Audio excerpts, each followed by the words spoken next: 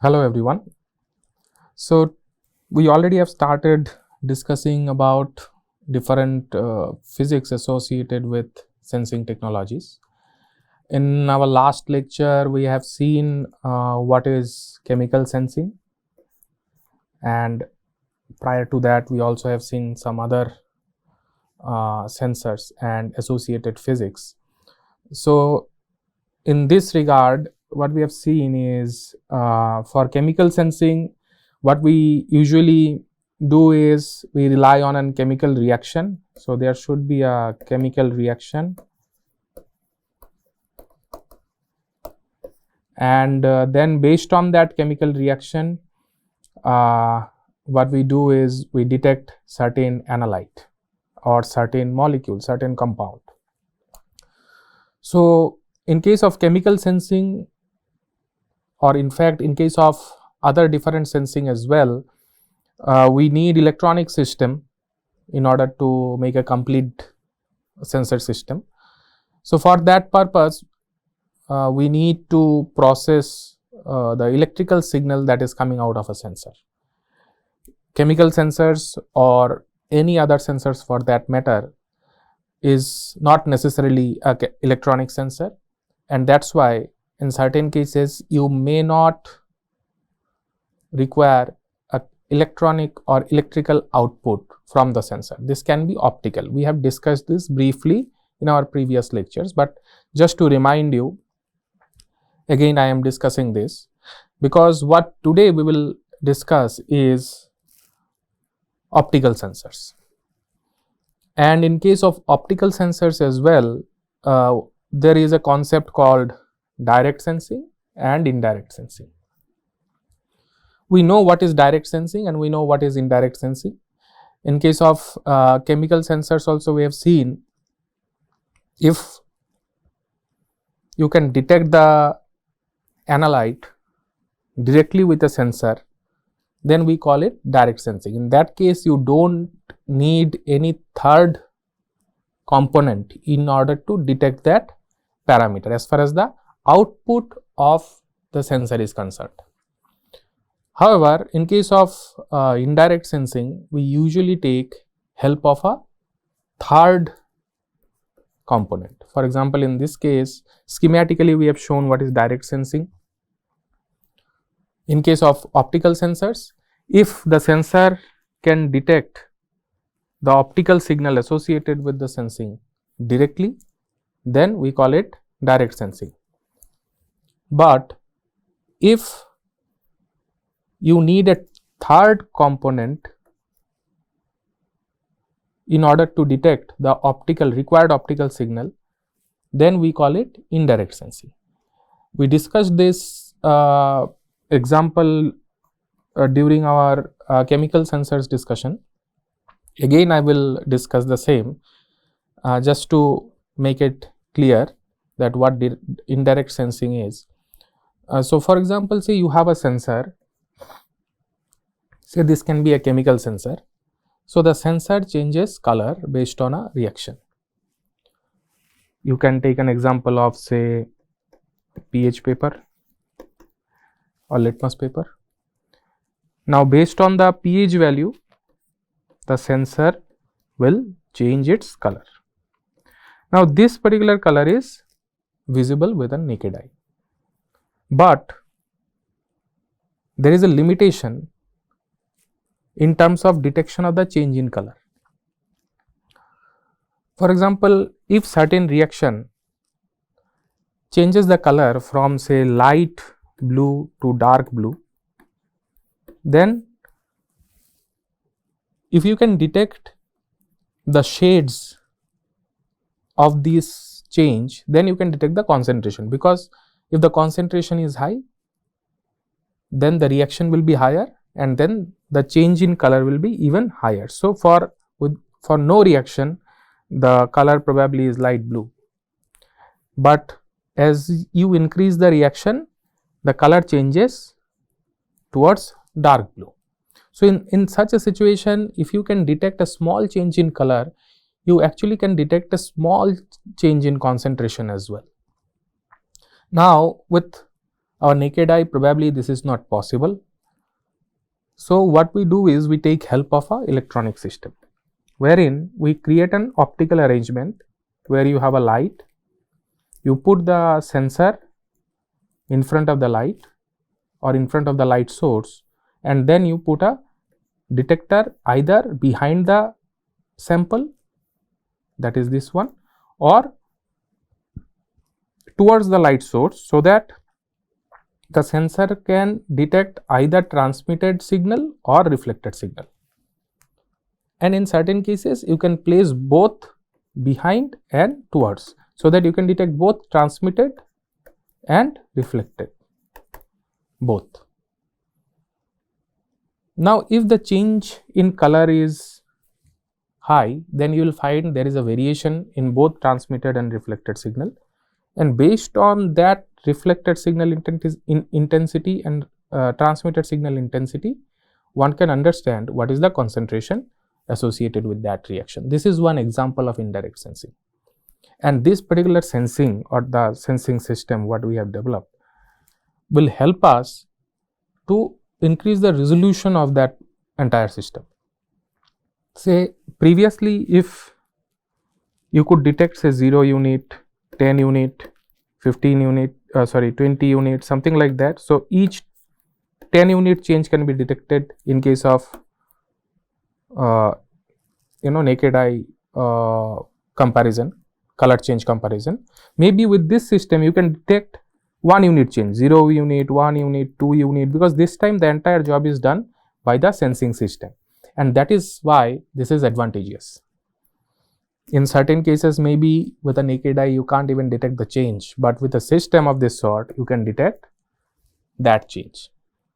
This is the advantage of this indirect sensing, and that's why one can take help of an indirect sensing. So in optical sensors also you may find there is a concept of indirect sensing. Now before we go into an application, it's always better if we learn the basic principle associated with that. So light is nothing but photons. So the particle equivalent of light is photon. So usually when you use a light source, you basically are using a source of photons. Now energy of photon can be given by this equation, where E equal to h nu. H is Planck's constant and nu is the frequency of the light. The Planck's constant value is given over here. You may check the value elsewhere as well.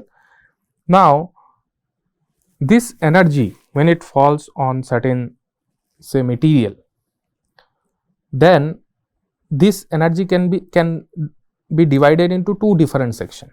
The first section is the energy required to detach an electron from the surface. Say if there is a material, for example, say if it is a semiconducting material, and if light falls on it, then the energy of the light is h nu. Then a portion of this energy will help to detach electrons from the surface, from this material, and the other part or leftover energy will directly transfer to that electron in order to increase the kinetic energy of that electron. So this E will be divided into E1 plus E2, where E1 is responsible for detaching an electron from the surface, and E2 will define the maximum kinetic energy that electron can achieve due to this incident light. Now it's very easy, if it's very kind of clear that if the incident energy is less than E1, then no electron will come out of that surface, and then there is no point of discussing about the kinetic energy, because the energy is not sufficient to detach only. So one has to remember, if you want to use the material as an active material to detect say light, one possible approach could be, if you can detach some of the electrons from the surface of this material, they will increase the surface charge density, and this will change the electrical property, and then the electrical parameter change, say its resistance or conductance or say surface potential, so on and so forth, that change in that electrical property can be directly related to the, you can correlate that directly to the optical energy. So, that way you can detect the optical signal. So, the first thing that one should ensure is the energy is sufficient in order to detach electron from the surface, and then whatever energy will be left will be directly transferred to the electron, and it will increase the kinetic energy of the electron. Now, say if you have a semiconductor PN junction, the electron becomes mobile or creates electric current upon illumination if the energy of the photon is sufficient. If you have an PN junction and if you illuminate that junction with say light h nu, and if this h nu is sufficient, then it will create electrons, and these electrons will become mobile and then will create electron current, but in presence of the optical signal. The moment you remove the optical signal, the electron that has been generated will no longer have that extra energy, and that is why they will come and recombine. Okay. So, at a certain wavelength, the concentration of the charge carrier will increase in a semiconductor crystal, because you know it is E equal to h nu. So, nu is like the frequency. Now, this nu can be given as c by lambda. So, it is like E equal to h c by lambda. So, at a certain wavelength or at a certain frequency, the energy will be a certain value, right. So, it will define the charge carriers that you may generate, and the increase in the conductivity can be given by this equation, which is very well known equation in semiconductor physics, where sigma is equal to E into mu E n plus mu h p, where this mu values are mobility.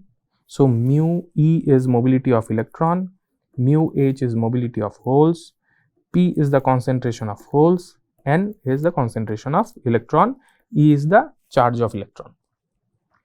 Now, if it is an n-type semiconductor, then you may ignore this term.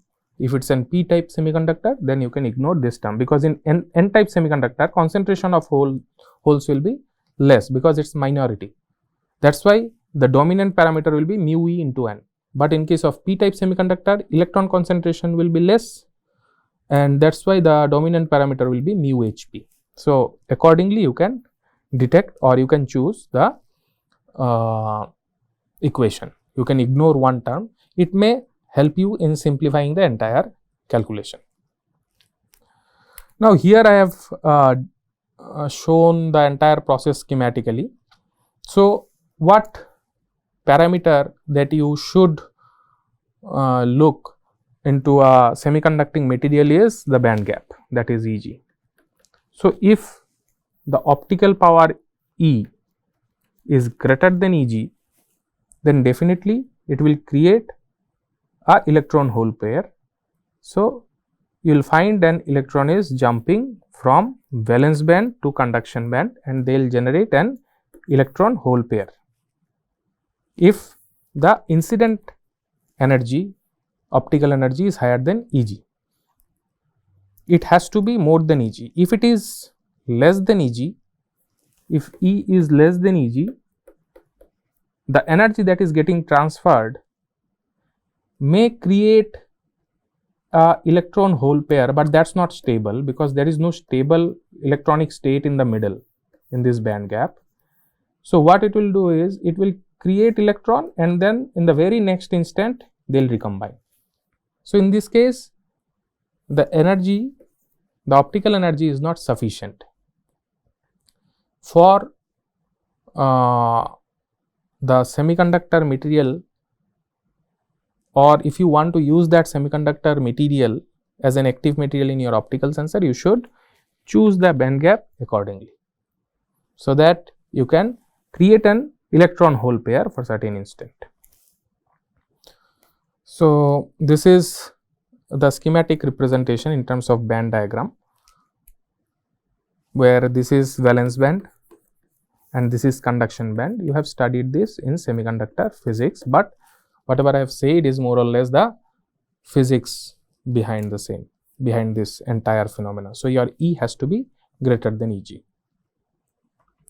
Now in this regard, one very popular device, optical sensing device, is photodiode. So what is a photodiode? Photodiode is nothing but a diode only. It's an PN junction, where you'll find that the property of that PN junction changes when there is an illumination. So how do you detect the cutoff wavelength? The cutoff wavelength can be detected by the equation Hc by Eg. So we already know E equal to h nu. So you can write it h into c by lambda, because nu is nothing but c by lambda. So replace this over here. So it's hc by lambda. So your value of lambda, that is wavelength, is hc by E. Now if your E is equal to Eg, then only the generation process will start. That's why your cutoff frequency will be when your E is equal to Eg. Anything less than Eg will not work. So the minimum energy required for this system to work is Eg, that is the band gap. So that's why lambda c is the cutoff frequency, where if you put the value of h and c is the velocity of light in vacuum, h is the Planck's constant. I already have given the value of the Planck's constant. So it will give you an equation 1.24 divided by Eg, if Eg is defined in terms of electron volts, that much micrometer, right? So at least this wavelength or less is needed. Why less? Why not more? Because if lambda is more, E is less. E is inversely proportional to lambda. So if you increase the lambda, your energy will be less. So you need lambda c or less value in order to create electron hole pairs. Now in forward bias, if you connect the say photodiode, say this is the photodiode, in forward bias you'll find that the forward bias current, that is the current due to this voltage source that you have connected, will be way higher than the photo generated current. What is photo generated current? When you illuminate the junction with light, then they will generate certain sort of carrier. Now this carrier will then start moving in presence of bias. So that movement of the photo generated carrier will create a current, that is what is known as photocurrent. But in forward bias, you will find your forward bias current, the current due to this bias, will be significantly higher than photo generated current, and hence you won't find, or you may find it difficult to quantify the photo generated current, because it's significantly less than the forward bias current. Hence the best way to use this device, this photodiode, is to connect it into a reverse bias. Now if you connect this diode in a reverse bias, the reverse bias current will be very, very less. Usually, I mean, ideally it should be 0. In practice, it's very, very less. Now if you illuminate this reverse bias junction, and if you insert or if you expose it to light, the optical power will generate electron hole pair, that is photo generated electron hole pair, and this electron hole pair is now mobile. They will pass through this junction and they will create a current, which is photo generated current, and you will find that the contribution from the photo generated current is in this case higher than the bias current, because the bias is reverse bias. So reverse bias current will be much less than the photo generated current, and hence the contribution of photo generated current can be easily quantified. Maybe this will be of the order of say nanoampere, and this will be of the order of say microampere, so which is significantly high. But in case of forward bias, you may find that forward bias current itself is say in hundreds of microampere, and then the photo generated current may be of say tens of microampere. So it's very difficult to understand whether the current that we are getting, or to quantify the current that we are getting from the photo generated electron hole pairs. That's why you'll find in most of the cases photodiodes are used in reverse bias condition. This is the only reason. This is the band diagram of the photodiode in reverse bias, and the energy, optical energy that is needed to create the photogenerated current should be higher than the band gap of this material. So you may use silicon, then the h nu value, which is like h into c into lambda, this value should be higher than the band gap of the silicon if it is a silicon device. So this is what photodiodes are. Now if you do, or if you draw a circuit equivalent of this device, now why circuit equivalent of a device is needed? What advantage you get when you convert a device into a circuit? The advantage is, in a circuit you can replace the device with this circuit components. This will help you to calculate the entire circuit, because anyways you will use this photodiode in a sensor system. Now the entire system is a circuit consideration. Now your sensor is a device consideration. Now in this case, let us remove the device and put this circuit equivalent. Then you will find that the values that you are getting, this will help you to calculate or solve the circuit problem in a much easier way. That's why we convert a device in a circuit equivalent or an equivalent circuit. So in this case, if you have a this photodiode, then you can consider it as an ideal diode. It will have a dark current meaning when there is no light. If you illuminate the device, or if you expose the device in a light or in a kind of illuminated condition, then there will be an photocurrent. But if the device is under dark, there is no light, you kept this in a complete dark condition, then whatever current you are getting is known as dark current. And then when you expose the device in a light or in a lighted condition, you will get photocurrent. Then because it is a diode, there will be a diode capacitance associated with that. There will be a parallel resistance also, because the diode also will have some internal resistance, and then there will be some noise current. Then you connect this with a series resistance and a load resistance. So this is the circuit equivalent of the photodiode, and the response that you get will be of this sort. Now if you look at the response, you will find that the response is in first quadrant, third quadrant and fourth quadrant, right? So this particular value should be actually like this. It should not go to the second quadrant.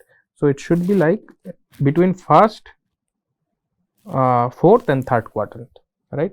So this particular area is known as photovoltaic mode, and this area is known as photodiode mode or photoconductive mode. Okay.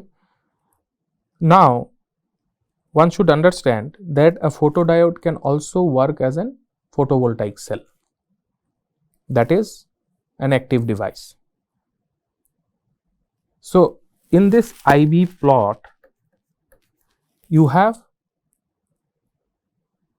an active zone, you have a passive zone.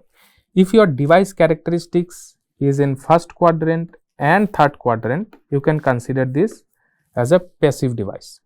Why? Because in this zone, the power associated with the device is I into V. Now here I is also positive, V is also positive, so your power is positive. In third quadrant also, your V is negative and I is also negative, right? So I into V, that is the power value, will be positive, P is positive. But in second quadrant, your I is positive but V is negative. So your I into V, that is power, will be negative. Similarly, in fourth quadrant also, your V is positive I is negative. So I into V, that is power, is negative. Now if the power value is negative, that means it is generating power. That means it's an active device. So from the IV plot only you will understand whether the device under consideration is active or passive. If the power value is positive, that means it is dissipating power. That is, it's a passive device. Now the photodiode can also act as an active device, that is in photovoltaic mode, like solar cell. You have seen solar cell is a optoelectronic device which in presence of light generate power. That's why it's a active device and it works in a photovoltaic mode. However, in case of photodiode, we operate this in photoconductive mode, that is in this region, which also known as photodiode mode. So this is the region where photodiodes are usually operated when they are used as a sensor. Okay. So in optical sensor, the optical detection depends on the conversion of optical energy into electrical energy, because it's an electronic sensor. So you have to convert optical energy into electrical energy or electrical signal. So it's like a photon will get converted to electron. Now if you consider the possibility of a photon of energy h nu to produce an electron is nu, then the average production of electron can be given by N/P0 by h nu, where P0 is the optical power, right. So for example, say the probability is 1, that means each photon can generate an electron. In that case, if optical power is P0 and each photon has an energy of h nu, then the total number of electron that it can generate will be P0 by h nu, as simple as that. But in this case, the electron can generate, the photon can generate an electron, but it has a probability of h nu. Say it has a 50% probability, it can generate electrons. So you can multiply this with the probability factor. So you will get the average production of electron is nu P0 by eta P0 by h nu. So this is eta, okay. So it's like eta P0 by h nu. So this is what the average of production of electron. P0 is the optical power of incident beam. Now in this case, the probability of production of m electrons can be given by this, where P is the probability. So it will be RT to the power m divided by 1 by m factorial e to the power minus r into tau. So this is the probability of production of m electrons. So these statistics will give us the minimum detectable signal or sensitivity. So electric current in this case will be the total number of electron that is generated into E. So it like eta E P0 divided by h nu. E is the charge of electron. So that is something which will give you the total number of current. Now the detector's electrical power PD is proportional to I square, and P0, if you look at P0, it's proportional to I. So ultimately you will get that PD is proportional to P0 square. That means it's a square law detector. So in such a situation we call this a square law detector, right? Because we know that power is proportional to I square. This is the detector's power, that is electrical power. But in this case we have figured out what is the value of I, electric current, due to this. Now if you take I square, then your P0 also will be P0 square. So your PD in this case is square of the incident optical power, and hence in this case you can call this detector as a square law detector. So this way we can also figure out what type of detector is this. So this is just an example that I have shown what what you mean by a square law detector you may find in variety and various places. So, this is how one can calculate. Apart from that, if you look at the current voltage relation of a photodiode, it is similar to a diode equation, but now in this case you have I suffix s, which is current due to detected optical signal, that is this value, because anyways the current voltage relationship will be same as a diode, because this is also an diode, but in this case you will have another component which is due to the photo generated carriers, this is Is, right. And similarly you also have a device called photoresistor. In this case you have a material, when there is no light there is certain sort of resistance, but the moment you expose this in a light, then you will find the resistance is changing. It may get decreased or may increase, usually it decreases, but it may also increase in certain cases. So, this is known as photoresistor. Now, for example, CDS is a material, CDS or CDSC, cadmium sulfide or cadmium selenide is a material which shows photoresistive effect or photoresistive response, and it has a band gap of 2.41 electron volt. Now, the corresponding wavelength is 515 nanometer. Similar to our previous discussion, if your wavelength is less than 515 nanometer, then only CDS can detect light, because anyways in this case also you have to create an electron hole pair, and this is possible if the optical signal has a energy which is higher than the band gap of this material, and if you do a calculation you will find the cutoff wavelength is 515 nanometer. So, you need a wavelength less than 515 nanometer, because E equal to h nu, that is h into c by lambda. So, if your lambda is less, then only your energy will be higher. So, minimum wavelength is or maximum wavelength in this case is 515, anything less than 515 will give you a higher energy, and then this photoresistor will work. So, in this regard there is a small calculation given. So, the corresponding conductance is sigma into z into E, mu n tau and mu n tau p, where mu n and mu p are the mobility of free electron and hole. Tau and tau p are the lifetimes. Lifetime means the time the electron hole pair takes to recombine once they generated. So, the time between that is known as lifetime. E is the charge of electron and Z is the number of generated carriers per second per unit voltage. So, in this case, in case of CDS, your mu and tau n will be higher than mu p tau p, because CDS intrinsically is an n-type material. So, your sigma value will be Z into E into mu n into tau n, and the sensitivity in this case can be given by B is equal to tau n by T suffix T, which is the where T suffix T is the transit time.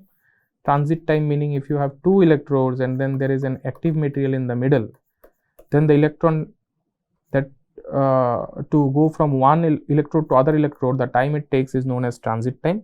So, this is what T suffix T is, and this can be given by L square divided by applied voltage into mu into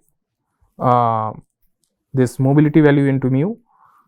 So, if you now consider the value of B and replace this value, you will find the expression is something like that.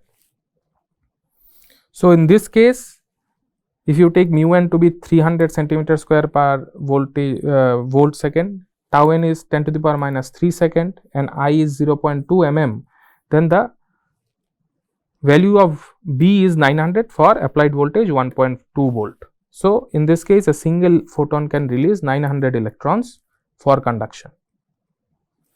So, this is something which will give you the value of sensitivity in this case. However, we know, usually we calculate the sensitivity from the output curve and we calculate the slope, but this is another way of representing the sensitivity. So, in upcoming discussion, we will see different physics related to magnetic sensing. Till then, Thank you.